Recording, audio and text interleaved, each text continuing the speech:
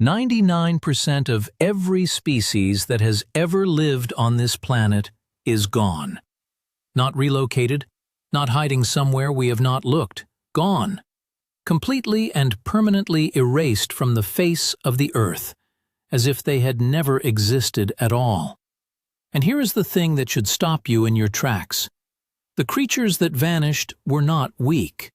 They were not failures of evolution. Many of them dominated their worlds for tens of millions of years, far longer than our entire species has even been around. They had claws and armor and speed and intelligence, and none of it mattered. They were taken out not by a lack of strength, but by forces so massive, so overwhelming, that nothing alive could fight back.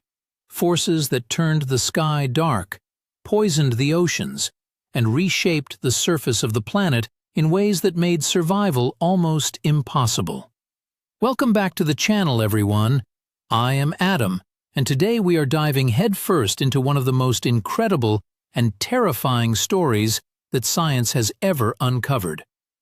The 5 mass extinctions that reshaped life on Earth. 5 separate events, spread across hundreds of millions of years, each one powerful enough to wipe out the vast majority of living species on the planet. These were not small die-offs. These were not regional disruptions. These were global catastrophes on a scale that is almost impossible to wrap your mind around. Entire ecosystems collapsed in what amounted to geological heartbeats. Oceans turned toxic. Atmospheres became unbreathable. Temperatures swung wildly in directions that no living thing was prepared for.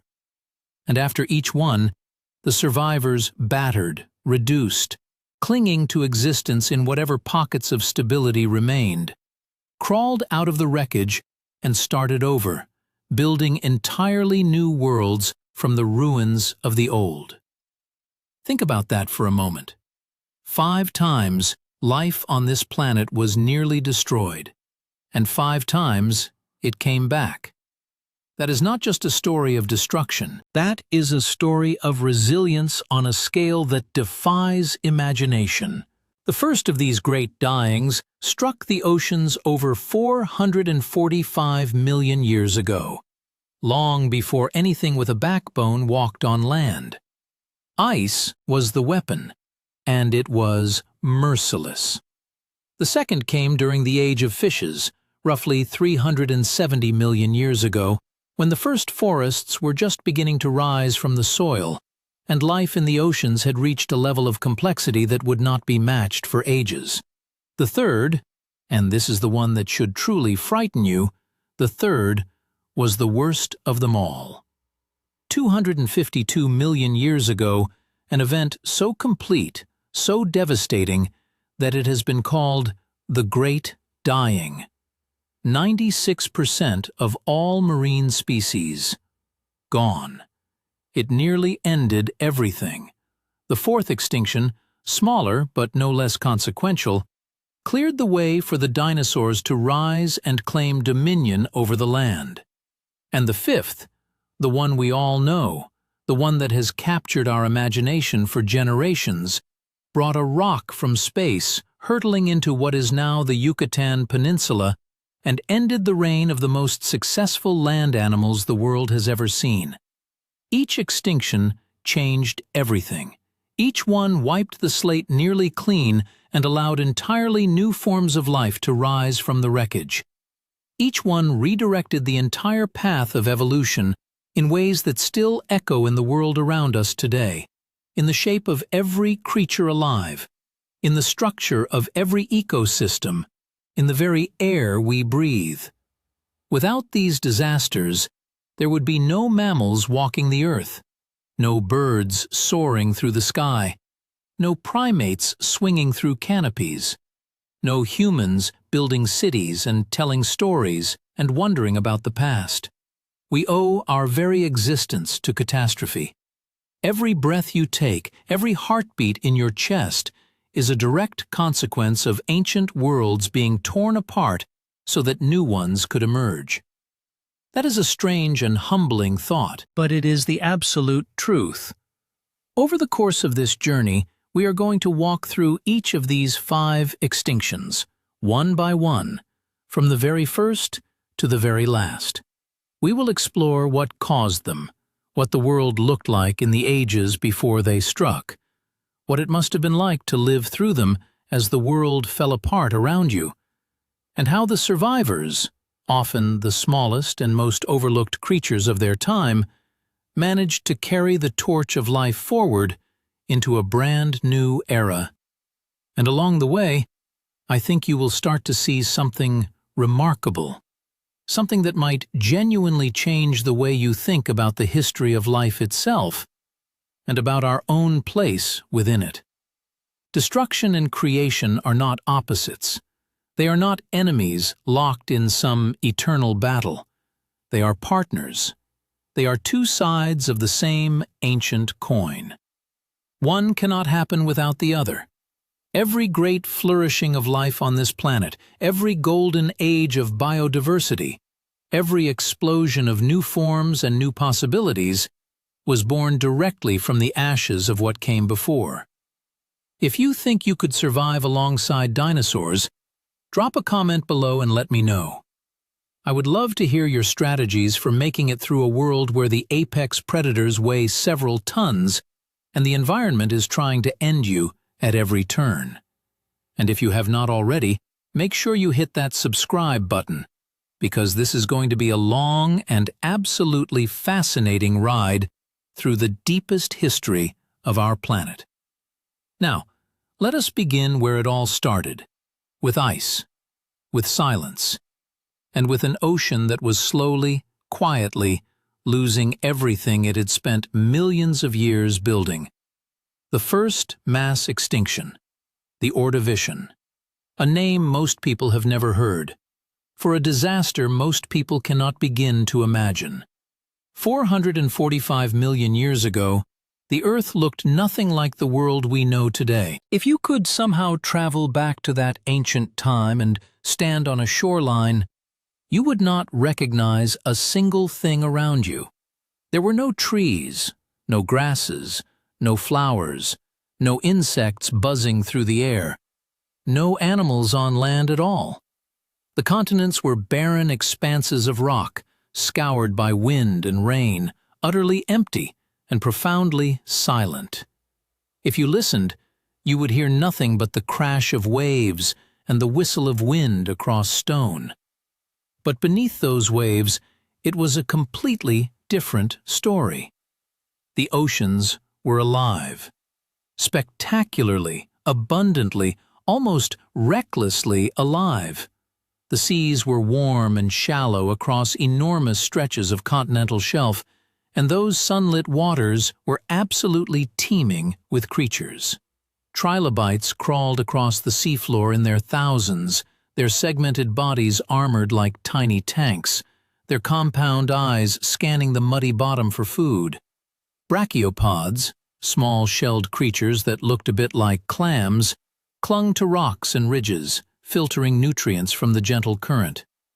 Nautiloids drifted through the water like living submarines, some of them stretching several meters long, their tentacles trailing behind them as they hunted smaller prey. Graptolites floated in great feathery colonies near the surface, and corals were just beginning to build the very first primitive reef structures, laying down the foundations of ecosystems that would one day become some of the most diverse habitats on the planet. For millions of years, this underwater world had been remarkably stable. The climate was warm and consistent. Sea levels were high, meaning that vast areas of continental shelf were flooded with the kind of shallow, well-lit water that marine life loves. Biodiversity was increasing steadily. New species were appearing all the time. Life was expanding into every available niche, growing more diverse and more complex with each passing age. It must have seemed, if any creature could have reflected on such things, like a golden era that would last forever. But deep beneath the southern hemisphere, something was shifting. something that would change everything. The supercontinent known as Gondwana, a vast landmass made up of what would eventually become South America, Africa, India, Australia, and Antarctica, was slowly drifting toward the South Pole.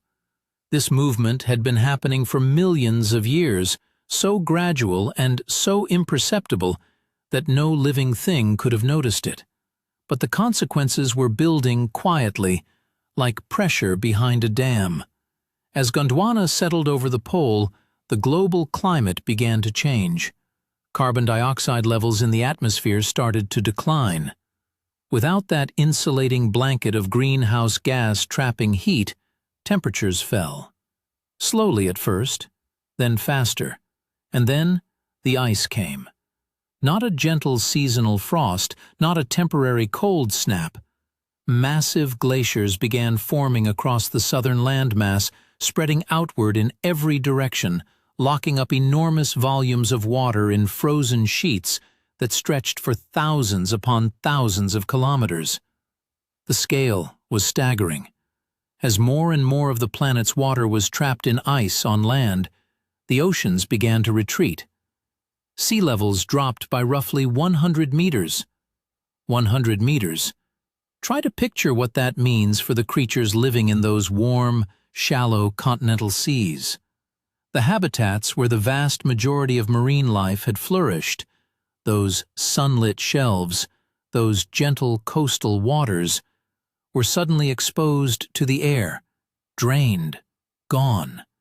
Habitats that had existed for millions of years vanished in what was, by geological standards, the blink of an eye. The creatures that depended on those shallow seas had nowhere to go. Trilobites that had thrived in those warm waters for countless generations found their homes drained dry and cold. Brachiopod colonies that had anchored themselves to the seafloor were left stranded or crushed by shifting sediment. Coral communities, still in their infancy, crumbled and disappeared.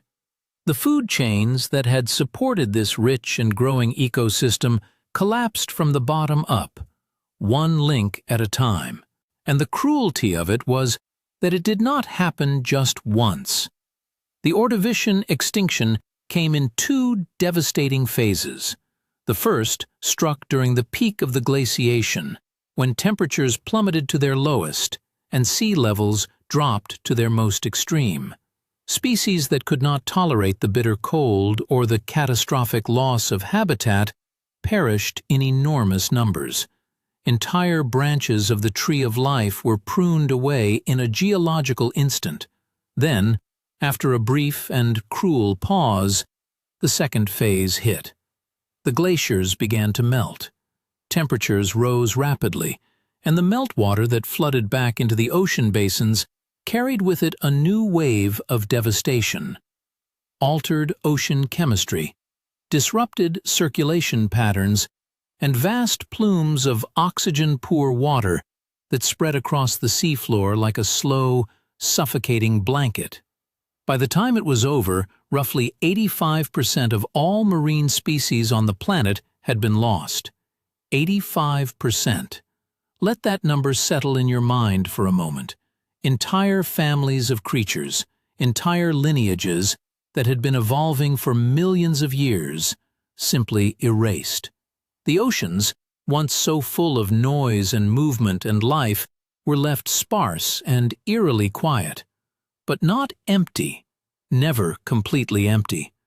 The survivors were there, clinging stubbornly to existence in the deeper waters, in the places where conditions had remained just barely stable enough to endure the twin catastrophes of freezing and flooding. Early bony fish, small and unremarkable at the time, had weathered the storm. Certain hardy species of brachiopods and mollusks held on in the margins, and from these survivors, patient and persistent, life would begin to rebuild. It would take millions of years, but the oceans would fill with life once more. The lesson of the Ordovician extinction is simple but profound. Life does not persist by avoiding catastrophe. It persists by enduring it. The creatures that survived were not the strongest or the most dominant. They were the ones that could tolerate change, that could hold on through the worst of it when everything around them was falling apart. It is a lesson that echoes forward through time, a lesson that will repeat itself again and again across the long history of life on this planet. By 370 million years ago, the world had transformed dramatically since the Ice Age that ended the Ordovician. Millions of years of patient recovery and relentless evolution had rebuilt the oceans and then some. This was the Devonian period, and it was, without exaggeration, an age of extraordinary innovation and ambition beneath the waves. The seas had become the center of biological complexity on a scale the planet had never seen before.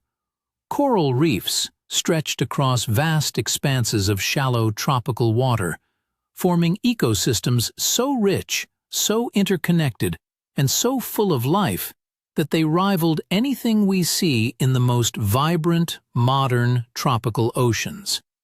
These were not simple structures.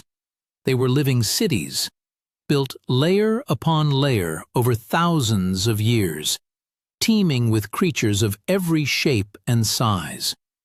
Armored fish called placoderms ruled these waters with an authority that was absolute. And among them was one predator that stands out even across the gulf of hundreds of millions of years: Dunkleosteus. If you have never heard of this creature, let me paint a picture for you. Dunkleosteus was a massive armored fish, over 6 meters long, encased from head to midsection in thick, bony plates that served as both shield and weapon. It had no true teeth in the way we think of them. Instead, it had sharpened bone ridges along the edges of its jaws, blades of solid bone that could slice through flesh and shell, and even the armor of other placoderms with devastating ease. Dunkleosteus was the apex predator of its world, the undisputed ruler of the Devonian seas. Nothing that swam in those ancient oceans was safe from its jaws. Early sharks were also beginning to appear during this period, sleek, fast, and already showing the elegant hydrodynamic design that would carry their lineage through hundreds of millions of years of evolution and multiple mass extinctions.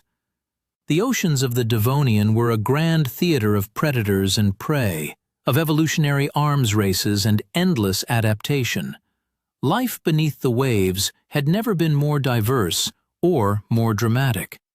But something equally revolutionary was happening above the waterline, on the land. For the first time in Earth's history, true forests were beginning to rise from the soil. Plants had been creeping cautiously onto the continents for millions of years before the Devonian, but they had been small and humble. Low mosses, simple ground cover, nothing that would change the skyline. During the Devonian, however, plants made a dramatic and world-changing leap forward. Trees with deep, penetrating root systems and tall, woody trunks appeared for the first time. They grew taller and spread farther than any plant before them. These early forests, dominated by a species called Archaeopteris, a tree that could reach heights of over 10 meters, transformed the landscape utterly. Where once there had been nothing but bare rock and thin, patchy soil crusts, there were now dense canopies casting deep shade and tangled root systems gripping the earth. It was a triumph of life, a green revolution that was remaking the face of the continents. But it came with a hidden and terrible cost that no one could have predicted. Those deep, powerful roots did not simply anchor the trees in place. They broke apart bedrock. They fractured stone that had been solid for eons, releasing minerals and nutrients into the soil in quantities the planet had never experienced before. Rainwater carried those nutrients downhill, washing them into rivers and streams, and from there they flowed relentlessly into the oceans. The effect on the marine world was devastating. The sudden and sustained influx of nutrients into coastal waters triggered massive algae blooms across the shallow seas. These blooms grew explosively, feeding on the river of nutrients pouring in from the newly forested land.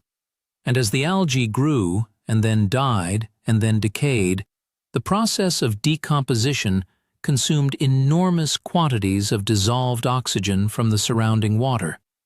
Vast stretches of ocean became oxygen depleted, a condition scientists call anoxia. These were dead zones, sometimes covering thousands of square kilometers, where almost nothing could survive. Fish suffocated. Invertebrates perished. The complex food webs that had supported the magnificent Devonian marine ecosystem began to unravel.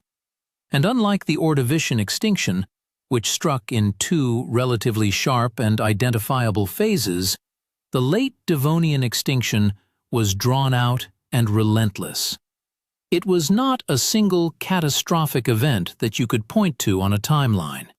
Instead, it was a series of repeated declines and partial recoveries, spread across roughly 13 million years, from about 372 million to 359 million years ago. Wave after wave of die-offs battered the marine ecosystem, each one taking more than the last. Coral reefs, those magnificent structures that had taken millions of years to build and that had supported such extraordinary biodiversity, collapsed completely. They would not recover for over 100 million years. Let me say that again. Over 100 million years before coral reefs returned to the oceans. Armored fish, including the mighty Dunkleosteus, vanished from the fossil record entirely. Brachiopods, those resilient little survivors that had bounced back after the Ordovician catastrophe, were devastated once again. By the time the dying was finally over, approximately 75% of all marine species had been wiped from existence. The Devonian extinction is sometimes overlooked in popular accounts of mass extinction, because it lacks the drama of a single, sudden catastrophe. There was no asteroid streaking across the sky, no single, massive volcanic eruption. Instead, it was death by 1,000 cuts, a slow, grinding collapse driven, in one of evolution's cruelest ironies, by the very success of life on land. The forests that had seemed like such a magnificent triumph were, in fact, destabilizing the very oceans that had nurtured complex life for hundreds of millions of years. It is a deeply unsettling lesson, and one that resonates across time. Progress is not always benign. Innovation can carry consequences that no creature, no matter how successful, can foresee. The aftermath of the Devonian extinction left the world fundamentally and irrevocably altered. Something had happened during those long millions of years of dying that had never happened before in the entire history of the planet. For the first time, living organisms had acted as a geological force.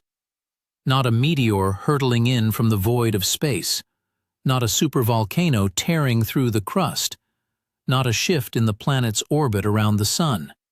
Plants. Simple, rooted, quietly photosynthesizing plants had changed the chemistry of an entire world. The forests that spread across the Devonian landscape drew down carbon dioxide from the atmosphere on a massive and unprecedented scale. Their roots broke apart bedrock, liberating minerals and creating deep, rich soils where none had existed before. On the surface, all of this seemed like an unqualified good for the planet. More oxygen in the atmosphere, richer soil on the ground, a greening world full of new possibilities and new habitats.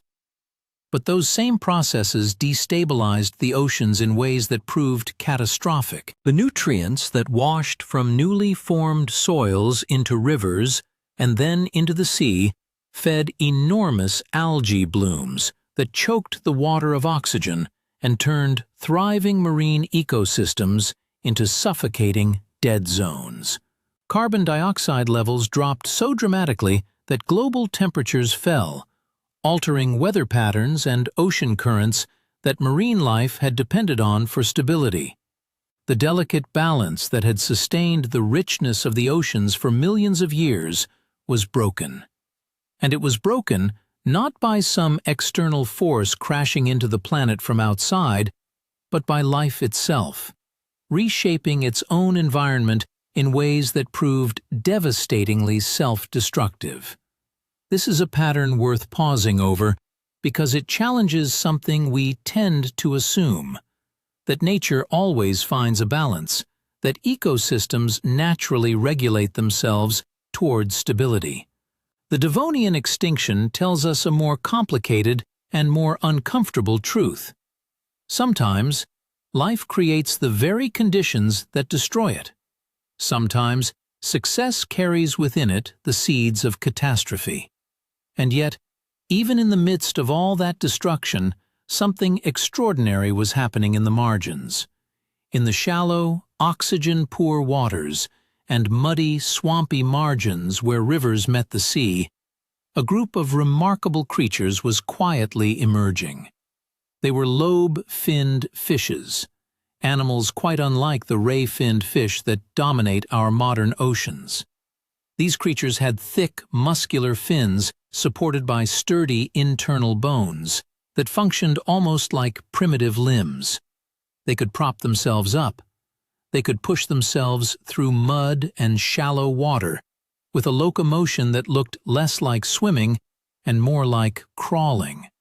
Among them was a creature called Tiktaalik, a flat-headed animal with eyes positioned on top of its skull, a flexible neck that could turn independently of its body, and fins that contained the same basic bone structure. One bone, two bones, then many small bones that you can find today in your own arms and hands. Tiktaalik was not yet a land animal. It still had gills. It still lived in water. But it was something genuinely new in the history of life, a creature living between two worlds, equally capable of wading through muddy shallows as it was of swimming in deeper pools. It was at home in the in-between spaces, the transitional zones, the margins that other creatures avoided. These animals were not trying to conquer the land. They had no grand evolutionary plan. They were simply surviving in the margins, exploiting habitats where competition was low, where larger predators could not follow, and where oxygen was available right at the surface for any creature bold enough or desperate enough to gulp it from the air. But in doing so, in simply trying to survive one more day, they were taking the first tentative and world-changing steps toward a revolution that would reshape the entire trajectory of life on Earth. The Devonian extinction, terrible and prolonged as it was, had redirected the course of vertebrate evolution. The oceans, once the unchallenged center of complex life, the stage upon which all the great dramas of evolution had played out, had become dangerous and unstable.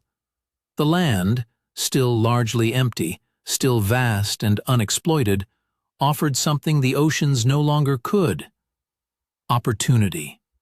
And the creatures best equipped to seize that opportunity were the ones that had already begun, in their quiet and unassuming way, to bridge the gap between water and shore. It is one of the great ironies of evolutionary history. The catastrophe that devastated the oceans did not end the story of complex life. It pushed that story in an entirely new direction, upward, outward, onto the continents. Every amphibian that has ever crawled through a forest, every reptile that has ever basked on a sun-warmed rock, every bird that has ever taken flight, and every mammal that has ever drawn breath owes its existence to that pivotal moment when a few desperate, gasping fish dragged themselves out of dying waters and discovered that they could breathe. What do you think? Could humanity survive a mass extinction like this one? Share your thoughts in the comments. I am genuinely curious to hear what you believe, because the forces we have been talking about here are not just ancient history locked away in the rocks. They are patterns, deep, recurring patterns. And patterns, as history teaches us over and over again, have a way of repeating themselves. Speaking of which, we need to prepare ourselves, because what came next makes everything we have discussed so far look almost gentle by comparison. 252 million years ago, the Earth faced its single darkest hour. An extinction event so severe, so total, so overwhelmingly destructive that it earned a name no other event in the history of life has ever been given: the Great Dying.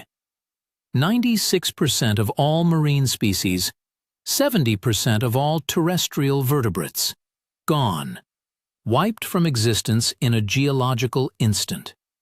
Nearly every living thing on the planet erased. The Permian extinction was not just another mass extinction in a long list. It was the closest life on Earth has ever come to complete and utter annihilation.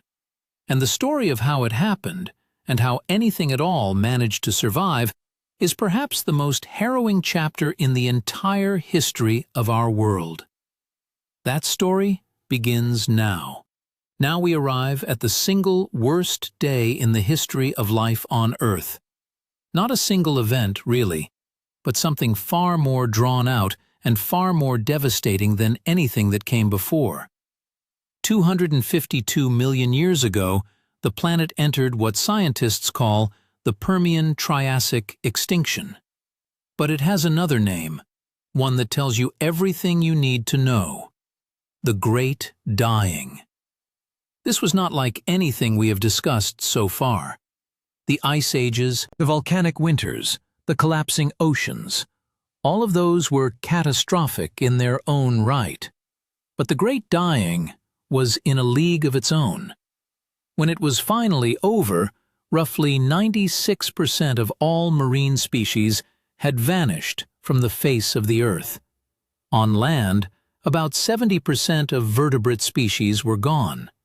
Think about that for a moment. Nearly everything alive on the planet at the time simply ceased to exist. The fossil record from this period reads like a ghost story. One layer of rock, you see thriving ecosystems filled with diversity and complexity. The very next layer, almost nothing. Silence, emptiness, a world swept clean. So what caused it? The answer lies deep beneath the surface of what is now Siberia. Around this time, one of the most extraordinary volcanic events in the history of the planet began. We call it the Siberian Traps. And when I say volcanic eruptions, I do not mean a single mountain blowing its top, the way we might picture a volcano today. This was something almost beyond human comprehension. Imagine an area roughly the size of Western Europe covered in flowing lava. Not from one eruption, but from thousands upon thousands of eruptions occurring over tens of thousands of years. The ground itself split open across vast distances, and molten rock poured out in quantities that stagger the imagination. But the lava itself, as destructive as it was not the real danger. The true threat came from what those eruptions released into the atmosphere. Staggering amounts of carbon dioxide flooded the skies. Sulfur dioxide followed close behind, and methane, one of the most potent greenhouse gases known to science, seeped up from underground deposits that the volcanic heat destabilized. Together, these gases began to transform the atmosphere of the entire planet on a scale never seen before. Temperatures climbed relentlessly. Global averages rose by an estimated 5 to 10 degrees Celsius. Now, that might not sound like much if you are thinking about a warm afternoon or a slightly hotter summer, but on a planetary scale, it is absolutely devastating. The oceans, which had been the cradle of life for billions of years, began to warm from the surface downward. As they warmed, they lost their ability to hold dissolved oxygen. Vast stretches of ocean became what scientists call anoxic zones. Dead zones, where nothing could breathe, where nothing could survive. At the same time, the carbon dioxide dissolving into the water made the oceans more acidic. Creatures that built their shells or skeletons from calcium carbonate found their very bodies dissolving around them. Coral reefs, which had been biodiversity hotspots for millions of years, crumbled into rubble. The base of the marine food chain, the tiny plankton and algae that fed everything above them, began to collapse. And when the base of a food chain goes, everything above it follows. And here is the truly terrifying part. Each of these failures fed directly into the next. The warming released more methane from the ocean floor, which caused more warming, which released even more methane. Scientists call this a positive feedback loop, but there is nothing positive about it. It was a death spiral. The hotter it got, the worse things became. The more the oceans lost oxygen, the more organisms perished, and their decay consumed what little oxygen remained, creating even larger dead zones, which led to even more loss. On land, the situation was no better. Forests withered under the relentless heat and the changing chemistry of the rain. Soils dried out, cracked, and eroded away, carrying nutrients into rivers that dumped them into already struggling seas.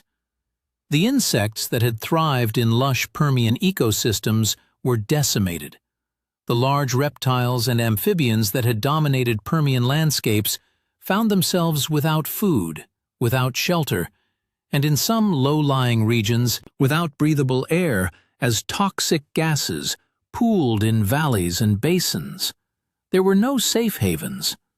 Unlike previous extinctions where life could retreat to refuges, deeper water, higher ground, cooler latitudes, the great dying left nowhere to hide. The entire planet became hostile to life. From the deepest trenches of the ocean to the highest mountain peaks, from the equator to the poles, conditions pushed living things beyond their absolute limits. There was no corner of the world where an organism could escape what was happening. What survived? Very little. Some hardy microorganisms that could tolerate extreme conditions persisted in hot springs and deep underground. A few small animal groups, clinging to existence in whatever marginal habitats remained, managed to hold on by the thinnest of threads. But the world they inherited was almost unrecognizable. Barren landscapes stretched to the horizon.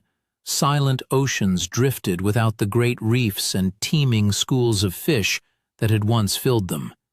It would take roughly 10 million years for biodiversity to return to anything resembling its former richness. The Great Dying teaches us something profound and deeply unsettling. Earth does not need an asteroid or a gamma-ray burst to become hostile to its own life. The danger can come from within.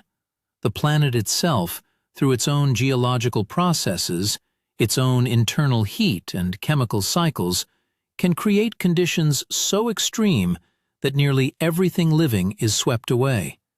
It is a reminder that the ground beneath our feet, the air we breathe, and the oceans we depend upon are not guaranteed to remain friendly.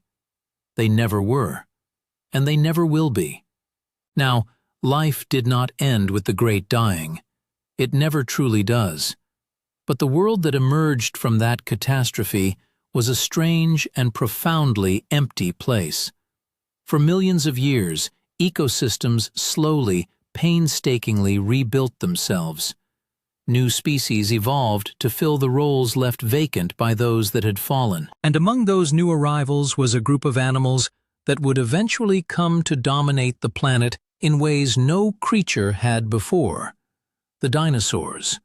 But here is something that might surprise you. The dinosaurs did not rise to power immediately after the Great Dying. In fact, for tens of millions of years, they were a minor branch on the tree of life. Small, unassuming creatures, most of them no bigger than a house cat or a medium-sized dog, living in the shadow of other far more dominant reptile groups. The real rulers of the early Triassic world were the Pseudosuchians, the ancient ancestors of modern crocodilians and other large reptilian predators and herbivores. These were the apex creatures of their time. The dinosaurs, by comparison, were the underdogs, overlooked, outcompeted, and seemingly destined to remain in the margins. Then, around 201 million years ago, everything changed again. The supercontinent Pangaea, that single massive landmass where all the continents were fused together into one enormous body of land, began to tear itself apart. The forces deep within the Earth that drive the movement of tectonic plates were pulling this great landmass in different directions. And as it split, the Earth unleashed another devastating round of volcanic fury. This time, the eruptions came from what scientists call the Central Atlantic Magmatic Province, or CAMP for short. As Pangaea split apart, enormous rifts opened in the crust, and lava poured forth across what would eventually become parts of North America, South America, Africa, and Europe. It was one of the largest volcanic events in the entire history of the planet. Millions of square kilometers were affected by lava flows, toxic gas emissions, and the reshaping of the landscape itself. The pattern should sound familiar by now. The eruptions pumped massive quantities of carbon dioxide into the atmosphere. Temperatures surged upward once again. Weather patterns went haywire, swinging wildly between punishing droughts that lasted years and torrential rainfall that caused catastrophic flooding. The oceans acidified once more, and marine life that had only recently recovered from the Great Dying found itself under siege again. The Triassic-Jurassic extinction claimed roughly 70 to 80% of all species on Earth. Marine ecosystems were devastated. On land, entire groups of animals that had dominated the landscape for millions of years were swept aside in a geological instant. The Pseudosuchians, those powerful and diverse reptiles that had kept dinosaurs firmly in their place, were among the hardest hit.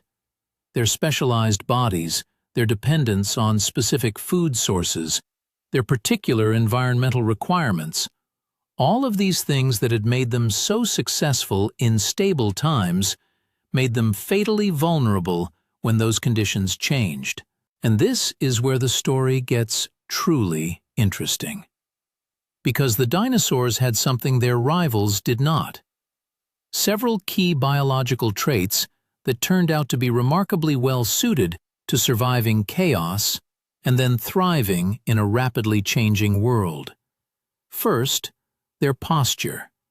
Dinosaurs walked upright, with their legs positioned directly beneath their bodies, rather than splayed out to the sides like most other reptiles of the time. This seemingly simple difference gave them far greater efficiency of movement. They could cover more ground with less energy, which mattered enormously when food was scarce, and the distances between surviving resources were growing larger. Second, their respiratory systems. There is strong scientific evidence that many dinosaurs possessed a highly efficient breathing apparatus, very similar to what we see in modern birds today. Air flowed through their lungs in one direction, extracting far more oxygen per breath than the in-and-out tidal breathing of mammals or other reptiles. In a world where atmospheric oxygen levels may have been fluctuating dangerously, this was a tremendous and potentially life-saving advantage. Third, they laid eggs. This might seem like a small detail, but it had enormous implications. Egg-laying meant dinosaurs could reproduce relatively quickly and did not need to invest the same amount of energy in each individual offspring that live-bearing animals did. They could also nest in a wide variety of environments, giving them a flexibility in reproduction that other groups simply lacked. Fourth, and perhaps most remarkably, many dinosaurs grew astonishingly fast. Studies of fossilized bone tissue show growth rings and patterns indicating that some species reached full adult size in just a handful of years, far faster than their competitors.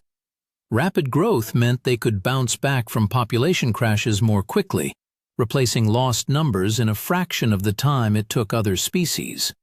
So when the Triassic-Jurassic extinction cleared the ecological stage, the dinosaurs were ready. Not because they were the biggest or the strongest or the most fearsome, but because they were the most adaptable.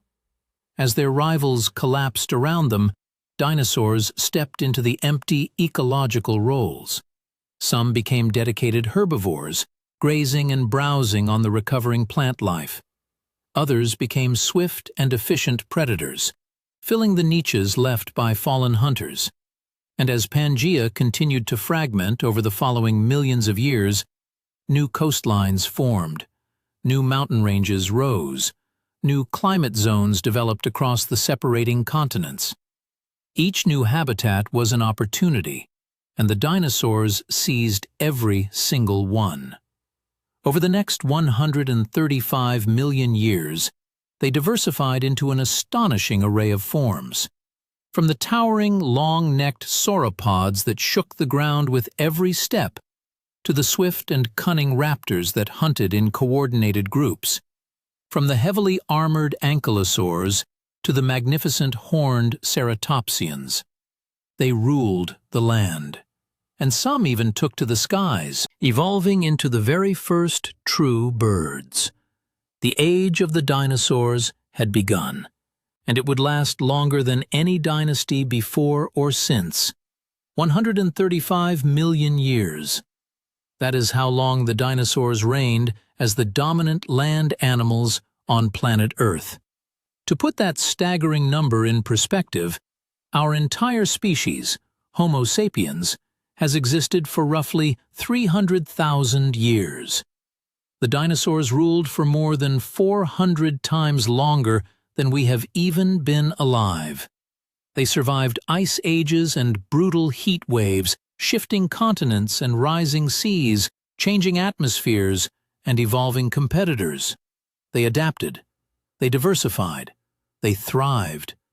They seemed, by every reasonable measure, invincible. And then, 66 million years ago, on what may well have been an ordinary afternoon in what is now the Yucatan Peninsula of Mexico, something appeared in the sky. Moving at a velocity of over 20 kilometers per second faster than any bullet ever fired by human hands, an asteroid roughly 10 to 12 kilometers across entered the atmosphere of the Earth. It did not burn up. It did not slow down in any meaningful way. It punched through the atmosphere like it was not even there, and it struck the surface of the planet with a force that defies the limits of human imagination. The impact created what we now call the Chicxulub crater, an enormous wound in the planet more than 150 kilometers across and roughly 20 kilometers deep in places. The energy released in that single moment was billions of times greater than any weapon ever built by human civilization. In the very first seconds after impact, temperatures at the strike zone reached levels comparable to the surface of the Sun itself. A shockwave of unimaginable power raced outward at tremendous speed, flattening everything in its path for hundreds of kilometers in every direction. But the immediate destruction at the impact site, as terrible and complete as it was, represented only a small fraction of what was to come. The impact launched billions upon billions of tons of rock, dust, and pulverized debris high into the upper atmosphere and even into space. Seismic waves rippled through the entire body of the planet, triggering earthquakes far more powerful than anything ever recorded in all of human history. The Earth itself rang like a bell struck by a cosmic hammer.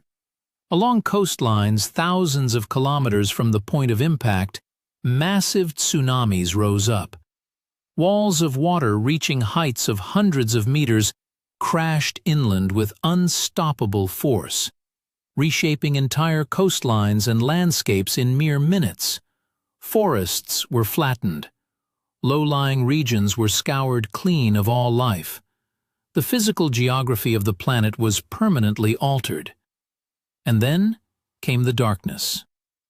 The dust and debris that had been blasted into the upper atmosphere began to spread across the entire globe, carried by stratospheric winds to every corner of the Earth.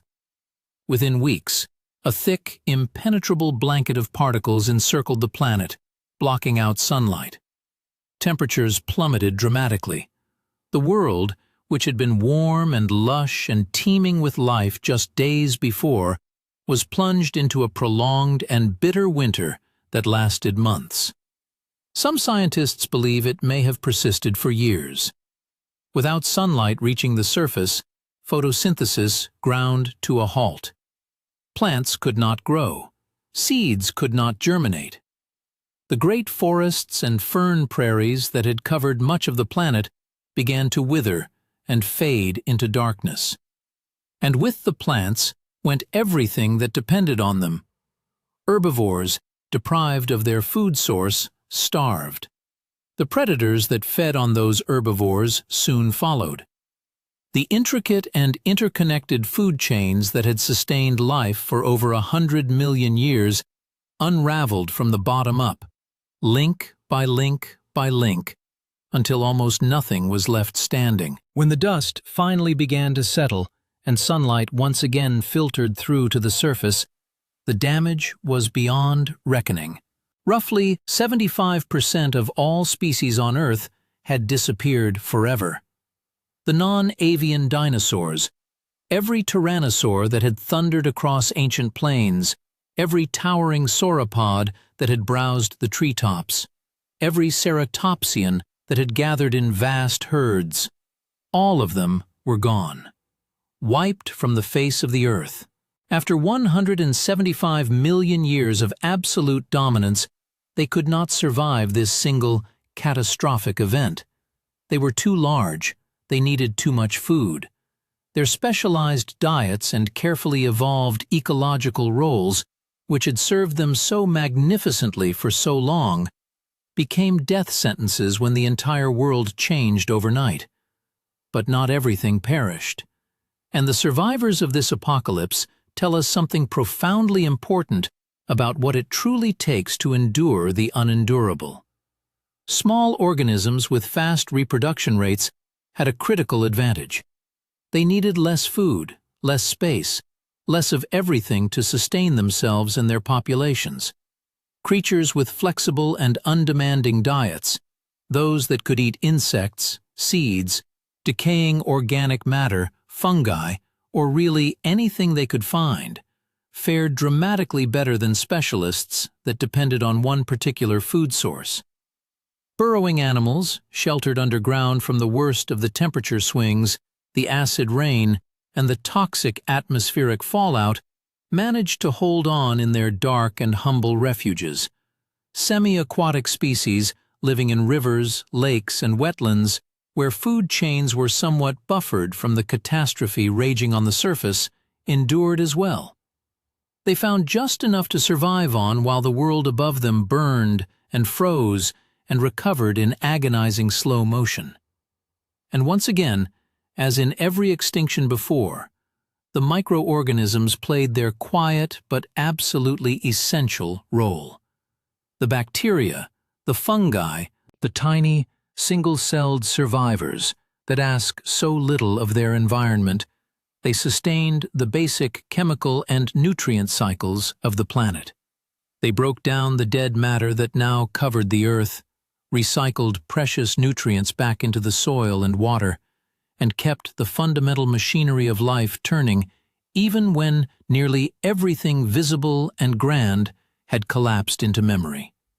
The lesson of the asteroid is humbling beyond words. 175 million years of evolutionary success, of masterful adaptation and breathtaking diversification, of building the most magnificent and awe-inspiring creatures the world has ever seen. And none of it guaranteed survival when the rules of the game changed in a single, devastating instant. Dominance is not permanence. Size is not safety. And the universe does not care how long you have been here. Do you think you would have survived the asteroid impact that ended the age of dinosaurs? Tell me in the comments below. So, here we are, 5 mass extinctions. 5 times the Earth was brought to the very edge of total biological collapse. And 5 times, against all odds, life clawed its way back from the brink. Not because it was designed to survive, not because some grand cosmic plan ensured its continuation, but because somewhere, in some forgotten corner of the world, a handful of organisms happened to possess the right traits at the right time. Life did not shape the Earth by intelligent design. It adapted by chance, by trial, by the relentless mathematics of natural selection.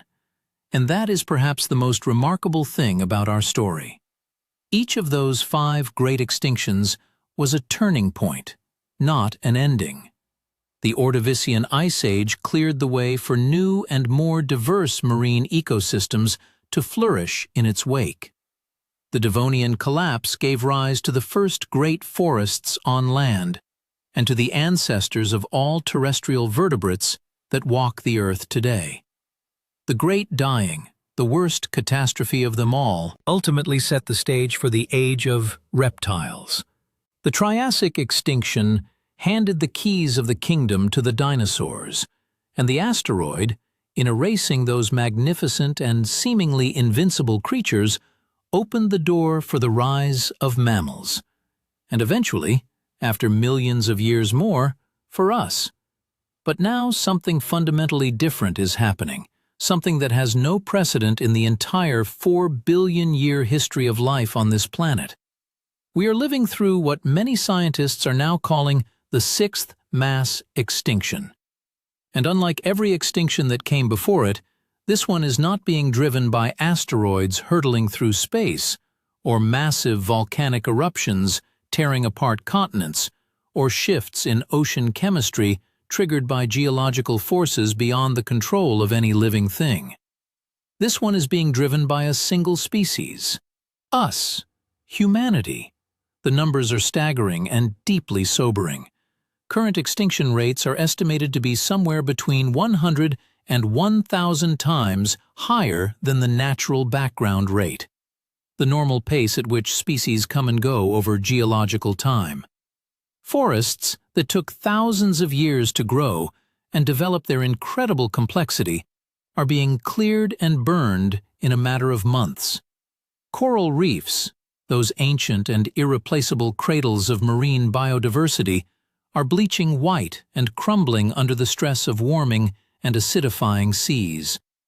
Freshwater ecosystems around the world are being drained, diverted, and polluted until they can no longer support the astonishing diversity of life that once depended on them. And the causes are not mysterious or hidden. They are well understood. Habitat destruction comes first as we convert wild lands to agriculture, to cities, to roads and mines and industrial zones. Pollution follows as we flood the environment with chemicals, plastics, and waste products that living systems were never designed to handle. Overexploitation takes its toll as we harvest fish from the seas, timber from the forests, and wildlife from their homes, faster than they can possibly replenish their numbers. Climate change, driven by the carbon dioxide and other greenhouse gases we release through our burning of fossil fuels, is warming the planet in ways that echo the volcanic catastrophes of deep time. And invasive species, carried around the globe by human travel and trade, are disrupting ecosystems that evolved in isolation over millions of years. What makes this extinction different, what makes it truly and uniquely alarming, is that we are actively undermining the very foundations upon which our own survival depends. We are not separate from nature. We are not observers watching from some protected balcony. We are part of the living world, embedded within it. The clean water we drink, the air we breathe, the food we eat, the stable climate that allows our civilizations to function and our crops to grow. All of these are products of living ecosystems that have been shaped and fine-tuned by billions of years of evolution. And we are dismantling them at a pace that would make even a volcanic eruption seem leisurely and gentle by comparison. But before despair takes hold, let me offer you something else. A perspective shaped by everything we have learned together over the course of this journey through deep time. Life is more resilient than we can possibly imagine. It survived the freezing of entire oceans.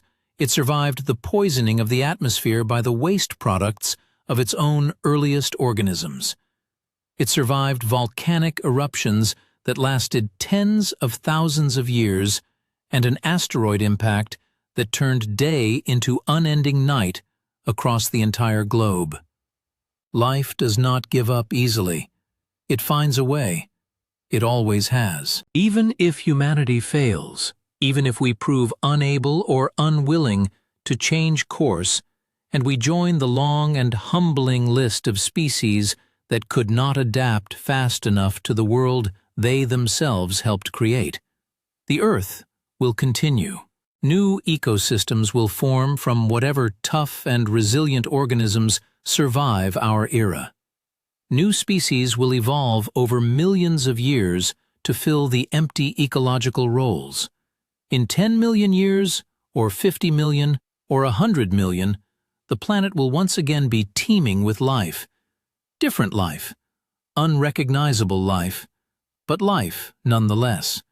The Earth has proven this capacity for renewal 5 times over, and there is no reason to believe this time would be any different. The real question, then, is not whether life will survive. It will. It always does. The question is whether we will be part of the next chapter. Whether humanity, with all its intelligence and creativity and capacity for both destruction and compassion, will choose to be the first species in the history of this planet to recognize the danger it poses and change course, or whether we will simply become another thin layer in the fossil record, a brief, bright flare that burned hot and brilliant for a geological instant and then went dark, leaving the Earth to start over once more without us. That is the question our generation must answer, and it is the most important question any species has ever faced.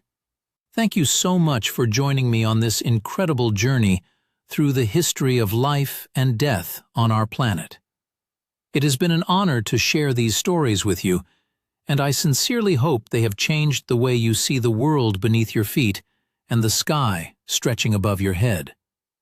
If this series has meant something to you, please take a moment to subscribe to the channel, leave your thoughts in the comments below, and share it with someone who might need to hear this story. Because in the end, the story of mass extinctions is not really about death. It is about what comes after. It is about resilience, adaptation, and the stubborn, beautiful, breathtaking refusal of life to ever accept defeat. And right now, in this brief and precious moment, we are the ones who get to decide what comes next. That is not a burden.